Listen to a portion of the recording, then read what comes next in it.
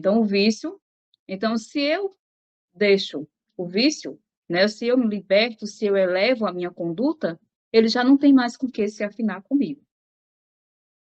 E esse é só um dos exemplos, né, porque a gente sabe que tem diversos os motivos que leva um espírito, né, desencarnado a se afinar com o encarnado, né, é sempre a conduta. Um bom espírito, né, não vai se afinar com um mau espírito. Não existe isso. Então, eu sou uma pessoa boa, eu tenho uma conduta elevada, eu sou e estou passando por um processo obsessivo. Isso aí pode sim acontecer, né? Mas é quando é questão de débitos kármicos, quando é questão de vidas passadas, quando aquele obsessor lhe procura para ajuste de contas.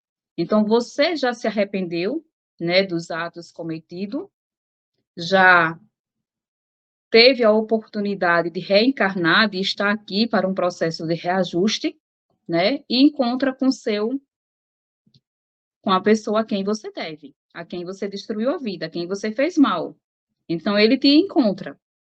E aí começa o processo obsessivo dele querer atrapalhar a sua vida. Mas aí é simplesmente por quê? Porque o obsessor, ele não vê o processo que você passou. Talvez a pessoa já tenha reparado o mal que fez, já sofreu, já reparou, né? Se arrependeu. Deus deu a ela uma oportunidade de reencarnar, de estar aqui cumprindo sua jornada evolutiva. Porém, o obsessor ele estacionou simplesmente no ponto que foi ofendido. Ele não acompanhou a sua trajetória, a sua evolução. Ele não lhe vê como uma pessoa nova, como uma nova criatura. Ele lhe vê como uma pessoa que ofendeu ele. Ainda para ele, você ainda é aquela pessoa má, aquela pessoa ruim, aquela pessoa que fez mal, que destruiu a vida, que destruiu a família. Então, é nesse caso aí que Deus permite o processo obsessivo para que exista aí um reajuste, porque o obsessor, ele é sofredor e ele precisa ser resgatado. Ele precisa ver a criatura que você é hoje. Ele precisa entender o porquê também que ele passou por determinada situação, por que Deus permitiu, né? Porque uma vez que a gente leva em consideração, né, a justiça divina, que uma folha não cai de uma árvore sem a sua permissão, tudo existe uma razão de ser. Tudo existe uma razão de ser.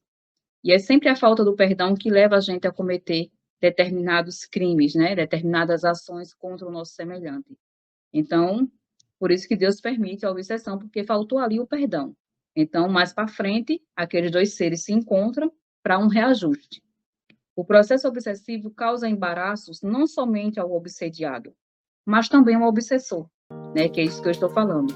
Então, por que causa embaraços ao obsessor?